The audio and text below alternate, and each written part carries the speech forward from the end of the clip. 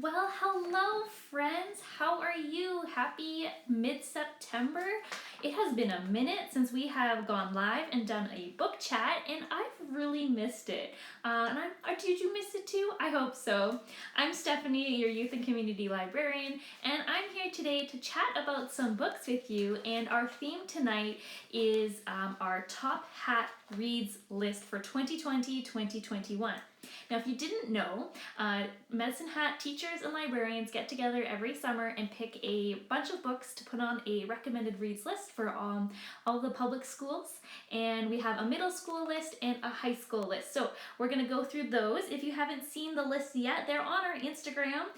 This is the peak of the middle school list and a peek at the high school list. So you can check those out on our Instagram page. We have all the books listed on there.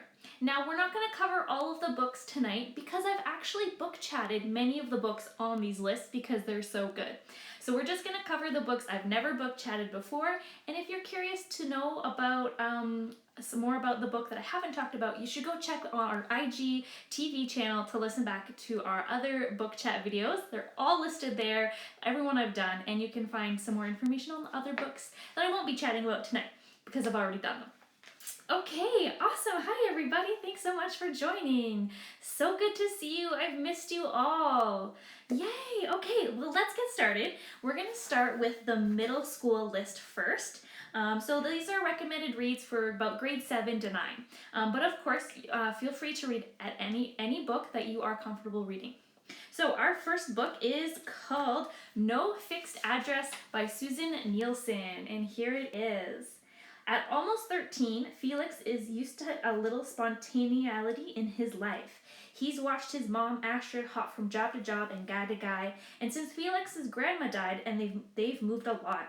When they get evicted and have to live in a van for a while, Felix believes Astrid when she says it's temporary. Even if Astrid has trouble finding a job, Felix has a backup plan. His favorite game show is hosting a junior audition. He's going to audition and win enough money so that he and Astrid will never have problems again. But living in a van and keeping in a secret from his friends at school is starting to take a toll. Canadian author Nielsen, through Felix's witty observations, keeps things from getting too dark, while this book takes a straightforward look at the circumstances that can lead to homelessness. So really cool book that does talk about some maybe triggering themes of homelessness, but also a really cool story about how he kind of overcomes and tries to support his mom, which is really awesome. And trivia, who doesn't love trivia and game shows? It sounds so fun. Our next book is called Fight Like a Girl. This is also a Canadian author by Sheena Kamal. This very empowering Own Voices novel is all about dysfunctional families and breaking the cycle, love and violence. In some families, they're bound up together, dysfunctional and poisonous, passed from generation to generation, like eye color or a quirk of a smile. Trisha's trying to break the chain, channeling her violent impulses into Muay Thai kickboxing, an unlikely sport for a slightly built girl of Trinidadian descent. Her father comes and goes as he pleases, his presence adding a layer of tension to Toronto East End townhouse Trisha and her mom call home. Every punch he lands on her mother, carving itself indelibly into Trisha's mind. Until the night he wanders out drunk in front of the car Trisha driving, practicing on her learner's permit, her mother in the passenger seat. Her father is killed, and her mother seems strangely at peace. Lighter somehow. Trisha doesn't know exactly what happened that night, but she's afraid it's going to happen again. Her mom has a new man in her life, and the patterns are repeating. Oh my goodness. Ooh, sounds like a very, very troubling teenage life, but it is actually a really, really empowering novel and a really good girl power story. This book is available at the library for pickup, and you can also grab the audiobook available on Libby by Overdrive. And to mention that, I forgot to say, the first book, No Fixed Address, is available for pickup as well, so you can pick it up at the library. And we have the e-audiobook on RB Digital, so you get that free with your library card and listen to it on your phone. All right, this next book is an anthology, which is really interesting. It's called Fresh Ink. 13 of the most accomplished YA authors, including Nicola Yoon, Jason Reynolds, Melissa de la Cruz, and many more, deliver a label-defying anthology that includes 10 short stories, a graphic novel, and a one-act play that has about topics like gentrification, acceptance, untimely death, coming out, and poverty, and ranging in genre from contemporary realistic fiction to adventure and romance. This collection will inspire you to break conventions, bend the rules, and color outside the lines. All you need is fresh ink. This is a really good option if you are not in the mood for a very long novel. There are 10 short stories, and so there's something to appeal in that anthology for you. And it's actually pretty small. It's like, so you could probably read it in one night. You can pick this up at the library, or you can listen to the stories on Libby by Overdrive. And it'd be a great bedtime story. Like, just put it on as you're trying to fall asleep and have people read to you. It's my favorite thing to do. All right, moving on to some more middle grade reads. This is Midsommar Mayhem by Rajani LaRocca. A cozy and sweet retelling of Shakespeare's A Midnight Summer Dream in the form of a graphic novel. As the youngest kid in her big Indian American family, Mimi has always felt a little out of place. Her siblings are all natural performers, but the only place Mimi feels comfortable is in the kitchen. At least her dad, a big-time food critic, is always available to help, but lately he seems less interested in flavors. When a new bakery announces a young baker's contest, Mimi is drawn into the competition. But even as she struggles with her recipes, things are getting weirder. Her dad has gone off the deep end, her siblings are having crazy romantic drama, and a strange boy has appeared in the woods. A glossary of cooking terms and some of her Mimi's recipes are included at the end of the book, so you can experience this heartfelt story, sugary sweetness yourself. Really cute, short graphic novel that you can pick up at the library. And if you're unfamiliar with the Shakespeare play, this is kind of a good introduction to it and jumping off point if you actually want to read the play, or if you're reading the play in school. This is a great alternative to read before or after you read the actual play. And who doesn't love baking? If you are looking for some baking recipes, they're included in the back of the book, which is super fun. We got another awesome Canadian novel coming up called Messenger 93 by Barbara Radacki. A talking crow, a cryptic message, 2 missing girls, and only 2 who may be able to put all the puzzle pieces together. This fast-paced supernatural mystery takes you along M's quest and journey to find her missing classmate Krista. Along the way, she meets with Gray, a Cree boy with his own hopes of saving a runaway Indigenous girl. As they work together, M discovers minute details that subtly reveal Canada's historic and systemic racism and challenges her privilege and perspective of Indigenous communities. This great book is available at the library, as well as the ebook is available on Overdrive by Libby, so you can read it on your phone. It is a great story about reconciliation and really highlights the issues around the Indigenous missing women and girls issue we have in Canada, while kind of comparing M's white privileged background to Gray's less privileged as being Indigenous, and kind of the racism he has to put up with. So very interesting tale as well, with the mysteries, kind of seeing how the media wants to help find the white girl, Krista, but doesn't really want to help the missing Cree girl. So very intriguing read. Okay, so we are kind of moving into the fantasy realm for the middle school list with Woven in Moonlight by Isabel Ibanez. A lush Bolivian-inspired fantasy filled with lots of magic, sword fights, damsels, vigilantes, and betrayal. Zima is a decoy condesa, a stand-in for the last remaining Illustrian royal. Her people lost everything when the usurper Atok used an ancient relic to summon ghosts and drive the Illustrians from the Kuad. Now Mina's motivated by her insatiable thirst for revenge, but her rare ability to spin thread from Moonlight. Packed with action, this engrossing novel encircles its protagonist with an array of tension, momentum, and a dash of potential romance. Also, there's tons of secondary characters, each with the potential to be friend or foe. You will root for Zemina as she also comes into her own in every aspect of her life. This book is available for pickup. We just got it in today. I was putting all the stickers and labels on it today, so it is on the shelf as of today.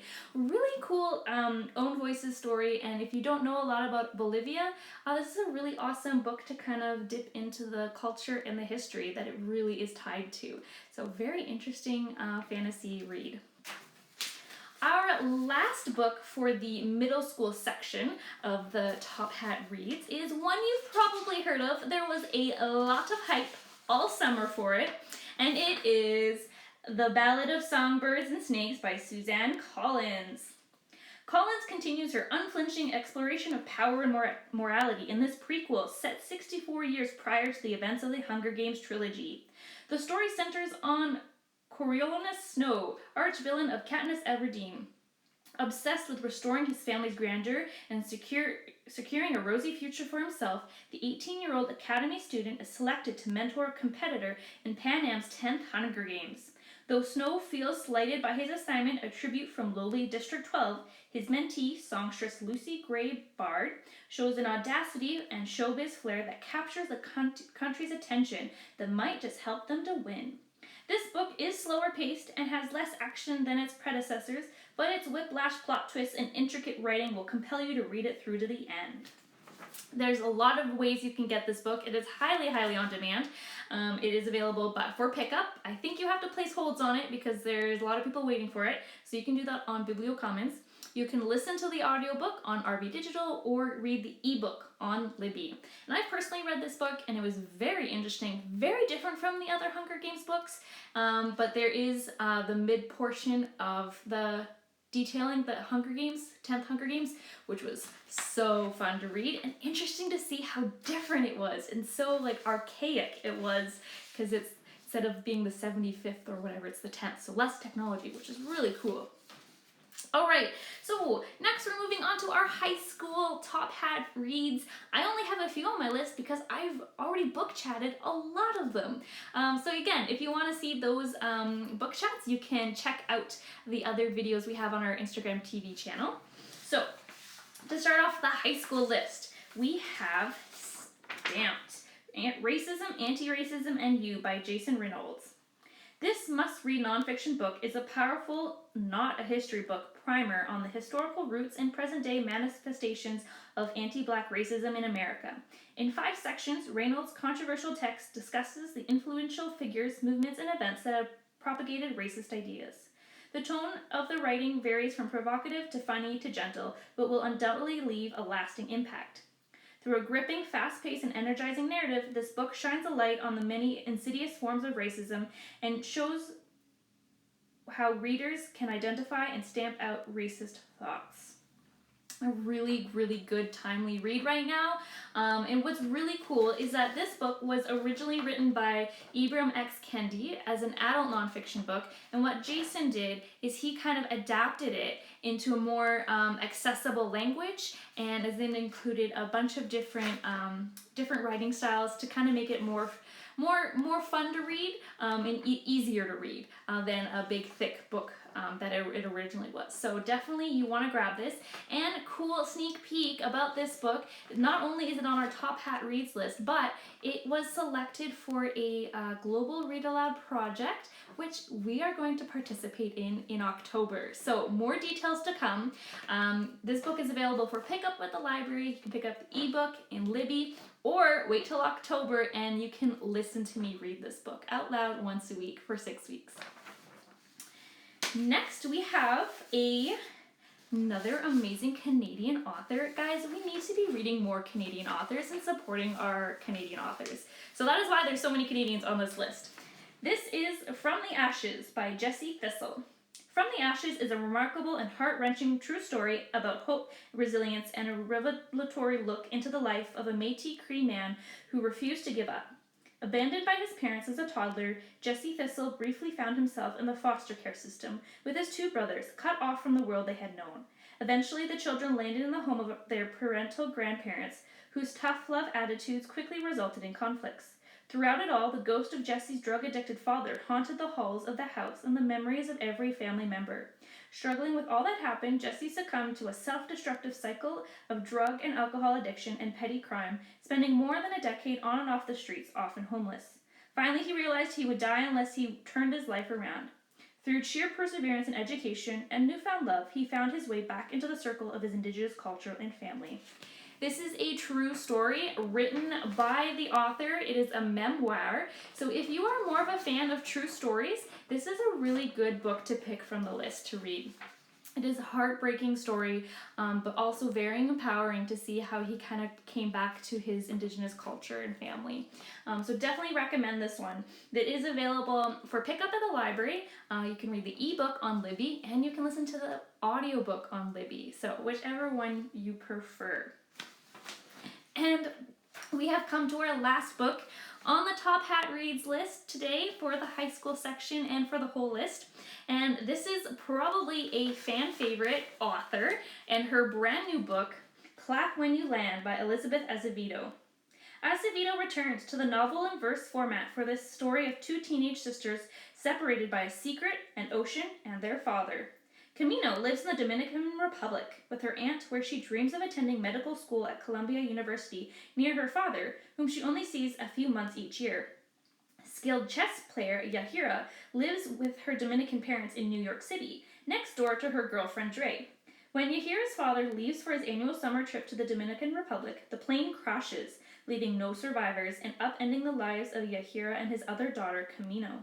In the months following the crash, the girls, previously unknown to each other, discover their sisterhood and their father's double life and must come to terms with the difficult truths about their parents. Old and new fans of Acevedo's writing will be eager to read this new contemporary novel about grief and sisterhood. And of course, it is written in her amazing style of novel and verse, so kind of poetry-esque and very, very provocative narrative. So you can grab this book. It is available for pickup at the library. You can listen to the audiobook on RB Digital or get the ebook on Libby. Lots of options to get this amazing book. It is going to be an award winner for sure. Well, friends, that is all I have for today. I'm so thankful that I was able to work with some of the fellow teachers and librarians in Medicine Hat to put together this amazing list for students. Please let me know, which one are you going to check out? And don't forget to check out the full list on our Instagram profile at MHPL Teens, or check out our other book chats on our IGTV channel for the ones that we didn't talk about today. I hope you have an amazing week, and I hope to see you very soon. We miss you all so very much. We'll see you soon. Bye, friends.